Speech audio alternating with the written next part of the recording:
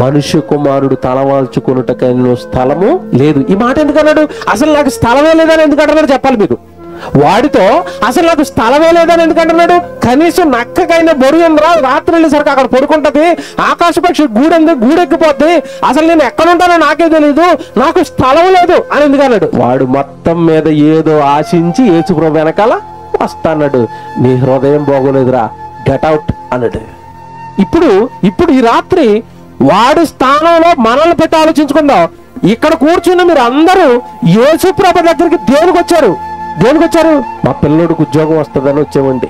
పోయింది మీ భక్తి. నాకు వ్యాపారం బాగుంటుందని వచ్చానండి. పోయింది. పాపాలు కొడుక్కోవడానికి రాలేదా?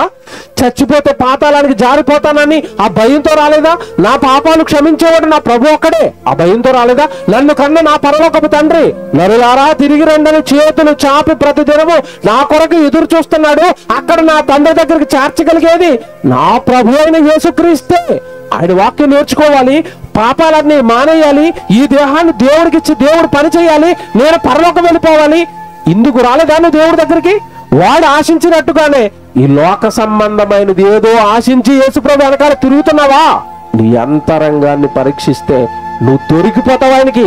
అంటే నా శిలువ యాగాన్ని, నా శిలువ త్యాగాన్ని ఎవరి వాళ్ళు గౌరవించి, అమ్మో నా కోసం ప్రభు అంతా చచ్చిపోయాడు కనుక నేను నా ప్రభు కోసం ఏమైనా చెయ్యాలి అని ప్రభువు మీద ప్రేమతో రావటం లేదా దేవుడి దగ్గరికి?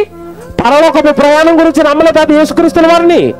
ఒకవేళ నువ్వు కూడా శాస్త్రి లాంటి ఆలోచనలతో ఆయన వెంబడిస్తున్నావేమో, నీ అంతరంగాన్ని కూడా ఆయన పట్టేస్తాడు, తీసుకోడు పరలోకానికి. అందుకే బైబిల్ అంటాడు, రక్షణ పొందివారు కొద్దిమందేనా అని యేసుప్రభుని ఒకడు అడిగితే ఆయన అంటున్నాడు, ఇరుకు మార్గమున ప్రవేశింప పోరాడుడి, అనేక మంది ప్రవేశింప చూతురు గాని వారి వలన కాదు.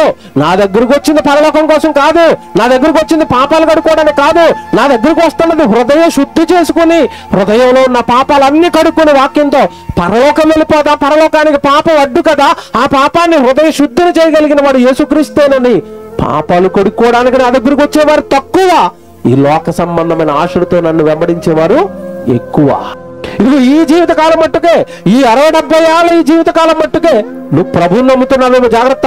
కొరింథీయులకు రాసిన మొదటి పత్రిక 15వ అధ్యాయము 19వ వచనం, ఈ దగ్గరికి వెళితే ఏదో దొరుకుతుంది, ఈయన దగ్గరికి వెళ్తే ఆస్తి వస్తుంది, ఈయన దగ్గరికి వెళ్తే సంపద వస్తుంది, ఈయన దగ్గరికి వెళ్తే డబ్బు దొరుకుతుంది. దీనితో వెంబడించాడండి, వద్దని చెప్పేసాడండి. ఇదే మనసుతో ఒకడు వెంబడించాడు. 12 మందిలో ఒకడు ఎవరు? ఇస్కరియోతు యూదా.